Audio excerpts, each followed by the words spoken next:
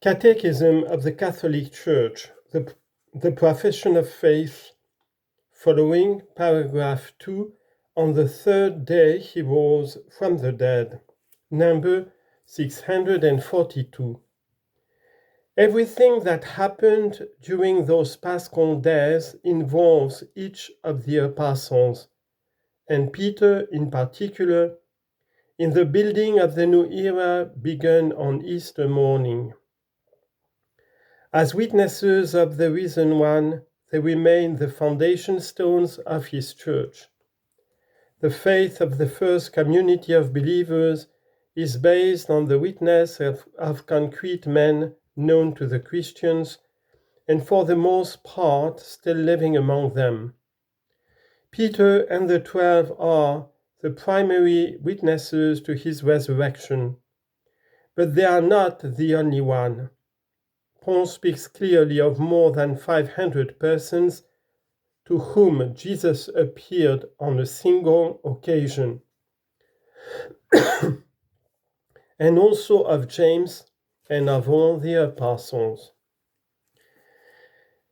Given all these testimonies, Christ's resurrection can't be interpreted as something outside the physical order, and it is impossible not to acknowledge it as an historical fact.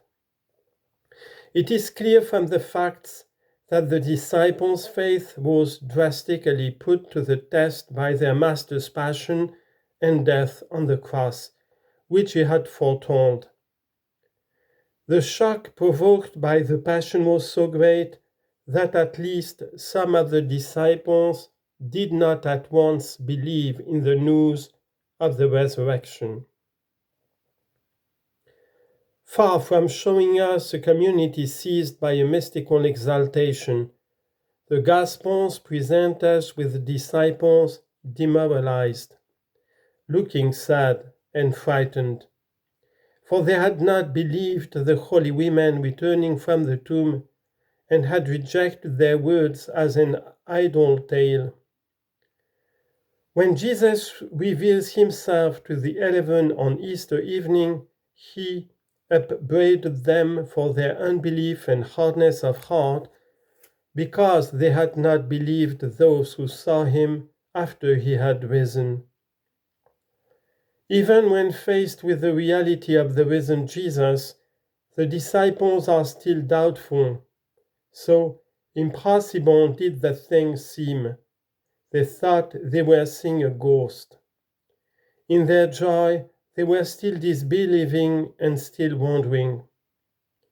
Thomas will also experience the test of doubt, and St. Matthew relates that during the risen Lord's last appearance in Galilee, some doubted.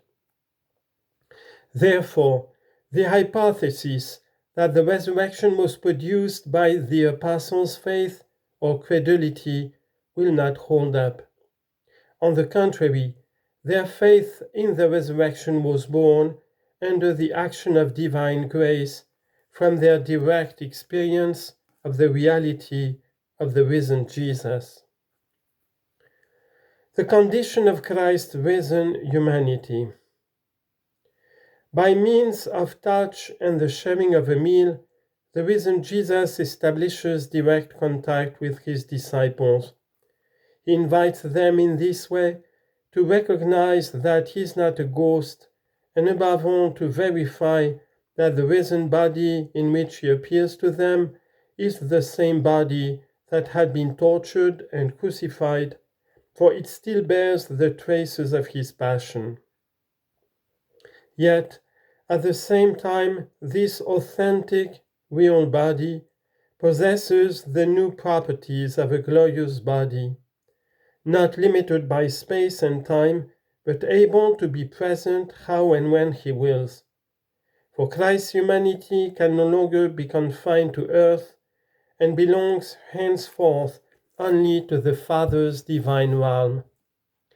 For this reason, too, the risen Jesus enjoys the sovereign freedom of appearing as he wishes, in the guise of a gardener or in other forms familiar to his disciples, precisely to awaken their faith. Christ's resurrection was not a return to earthly life, as was the case with the raisings from the dead that he had performed before Easter. Jairus' daughter, the young man of Naim, Lazarus. These actions were miraculous events, but the persons miraculously raised returned by Jesus' power to ordinary earthly life. At some particular moment, they would die again. Christ's resurrection is essentially different. In his risen body, he passes from the state of death to another life beyond time and space. At Jesus' resurrection, his body is filled with the power of the Holy Spirit. He shares the divine life in his glorious state, so that St. Paul can say that Christ is the man of heaven. The resurrection as transcendent event. O truly blessed night, sings the exalted of the Easter Vigil, which alone deserve to know the time and the hour when Christ rose from the realm of the dead. But no one was an eyewitness to Christ's resurrection, and no evangelist describes it. No one can say how it came about physically. Still less was its innermost essence, his passing over to another life, perceptible to the senses. Although the resurrection was an historical event that could be verified by the sign of the empty tomb and by the reality of the apostles' encounters with the risen Christ, still it remains at the very heart of the mystery of faith as something that transcends and surpasses history. This is why the risen Christ does not reveal himself to the world, but to his disciples, to those who came up with him from Galilee to Jerusalem, who are now his witnesses to the people.